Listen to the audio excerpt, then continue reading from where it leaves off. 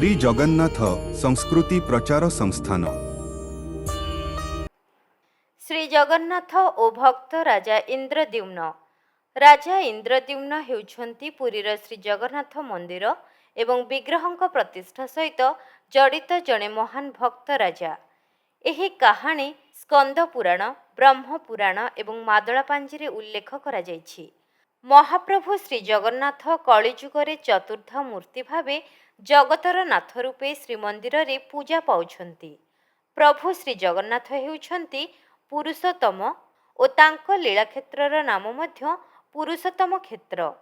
ତାଙ୍କ ବିଷୟରେ ଜାଣିବା ପାଇଁ ଗ୍ରନ୍ଥର ନାମ ସ୍କନ୍ଦ ପୁରାଣ।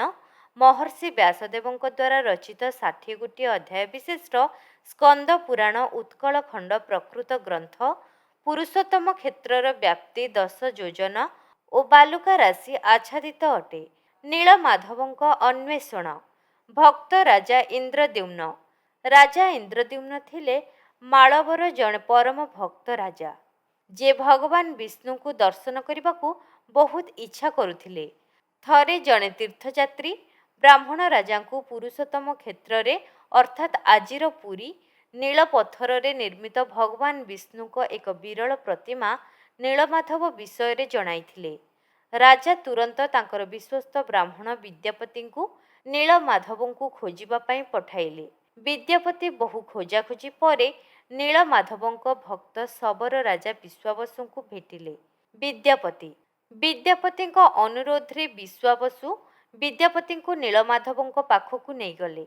ବିଦ୍ୟାପତି ରାଜାଙ୍କ ପାଖକୁ ଫେରିବା ପରେ ରାଜା ଇନ୍ଦ୍ରଦ୍ୟୁମ୍ନ ବିଶାଳ ସୈନ୍ୟବାହିନୀ ସହ ପୁରୀ ଅଭିମୁଖେ ଭଗବାନଙ୍କ ଦର୍ଶନାକାଂକ୍ଷା ନେଇ ନୀଳାଚଳ ଅଭିମୁଖେ ଯାତ୍ରା କଲେ।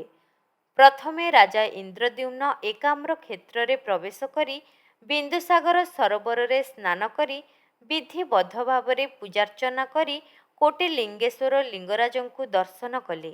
ପ୍ରଭୁ ଲିଙ୍ଗରାଜ କହିଲେ, ରାଜନ୍, ତୁମର ଇଚ୍ଛା ଅତିଶୀଘ୍ର ପୂର୍ଣ୍ଣ ହେବ। ତୁମେ ନୀଳମାଧବଙ୍କୁ ଦର୍ଶନ କରିବାକୁ ଯାତ୍ରା ଆରମ୍ଭ କରିବାକୁ ଅନୁମତି ଦେଲେ ପଥ ମଧ୍ୟରେ କପୋତେଶ୍ୱର ମହାଦେବ ଓ ବିଲ୍ଲେଶ୍ୱରଙ୍କୁ ଦର୍ଶନ କରି ନୀଳାଚଳ କ୍ଷେତ୍ର ଅଭିମୁଖେ ଯାତ୍ରା ଆରମ୍ଭ କଲେ। କ୍ଷେତ୍ର ମଧ୍ୟରେ ପ୍ରବେଶ କରି ରାଜା ସର୍ବପ୍ରଥମେ କୃଷ୍ଣାଗୁରୁ ତରୁମୂଳରେ ଆଦ୍ୟମୂର୍ତ୍ତି ଭଗବାନ ଶ୍ରୀ ମହାବିଷ୍ଣୁ ଆଦି ନୃସିଂହଙ୍କୁ ଦର୍ଶନ କରିଥିଲେ। ଏହାପରେ ମହାରାଜ ଇନ୍ଦ୍ରଦ୍ୟୁମ୍ନ ପ୍ରଭୁଙ୍କ ଦର୍ଶନ ପ୍ରାପ୍ତି ନିମନ୍ତେ ଯେଉଁ ଦିବ୍ୟଯଜ୍ଞର ଆୟୋଜନ କରିଥିଲେ, ସେହି ଯଜ୍ଞାନୁଷ୍ଠାନରେ ଶ୍ରୀ ନୃସିଂହଙ୍କୁ ଇଷ୍ଟ ବା ଯଜ୍ଞ ଦେବତା ଭାବେ ନିରୂପଣ କରି ଏହି କ୍ଷେତ୍ରକୁ ନୃସିଂହମୟ କରିଦେଇଛନ୍ତି। ଯଜ୍ଞର ପରବର୍ତ୍ତୀ ସମୟରେ ଯେଉଁ ମହାଦାରୁ ଚକ୍ରତୀର୍ଥ ନିକଟରେ ପ୍ରାପ୍ତ ହୋଇଥିଲେ, ସେହି ଦାରୁ ମଧ୍ୟରେ ଶ୍ରୀଚକ୍ର ନୃସିଂହ ବିରାଜିତ ବା ଚିହ୍ନିତ ହୋଇଥିବା ମଧ୍ୟ କିମ୍ବଦନ୍ତୀରୁ ଜଣାଯାଏ। କିନ୍ତୁ ରାଜା ପହଞ୍ଚିବା ପୂର୍ବରୁ ପ୍ରଭୁ ନୀଳମାଧବ ବାଲିରେ ଲୁଚିଗଲେ, ଯାହା ରାଜାଙ୍କୁ ନିରାଶ କଲା। ରାଜା ଦୁଃଖରେ ଅନ୍ନଜଳ ତ୍ୟାଗ କରି ମୌନ ବ୍ରତ କରିଥିବା ବେଳେ ଏକ ଆକାଶବାଣୀ ତାଙ୍କୁ କହିଲା ଯେ ସେ ନିରାଶ ନ ହୁଅନ୍ତୁ, କାଠରେ ତିଆରି ବିଗ୍ରହଙ୍କ ଦର୍ଶନ ସେ ନିଶ୍ଚିତ ଭାବରେ ପାଇପାରିବେ। ରାଜା ଏକ ବିଶାଳ ମନ୍ଦିର ନିର୍ମାଣ କଲେ ଏବଂ ଅପେକ୍ଷା ମଧ୍ୟ କଲେ। ପୁରୁଷୋତ୍ତମଙ୍କ ପ୍ରସନ୍ନ ନିମନ୍ତେ ସେ ସହସ୍ର ସଂଖ୍ୟକ ଯଜ୍ଞ କଲେ ଓ ସ୍ୱପ୍ନରେ ଆଦେଶ ପାଇ ସେ ସମୁଦ୍ର କୂଳରେ ଭାସୁଥିବା ଏକ ବିରାଟ ସୁଗନ୍ଧିତ କାଠ ବା ଦାରୁ ଆଣିଲେ। ବିଗ୍ରହ ତିଆରି କରିବା ପାଇଁ କୌଣସି ଶିଳ୍ପୀ ପ୍ରସ୍ତୁତ ନଥିବା ବେଳେ ବୁଢ଼ା ବଢ଼େଇ ବେଶରେ ସ୍ୱୟଂ ବିଶ୍ୱକର୍ମା ମଧ୍ୟ ଆସିଲେ।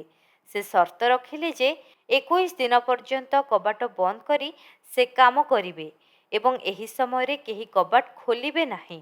କିନ୍ତୁ ରାଣୀ ଗୁଣ୍ଡିଚାଙ୍କ କଥାରେ ପଡ଼ି ରାଜା ଅଧୈର୍ଯ୍ୟ ହୋଇ ନିର୍ଦ୍ଧାରିତ ସମୟ ପୂର୍ବରୁ କବାଟ ଖୋଲିଦେଲେ।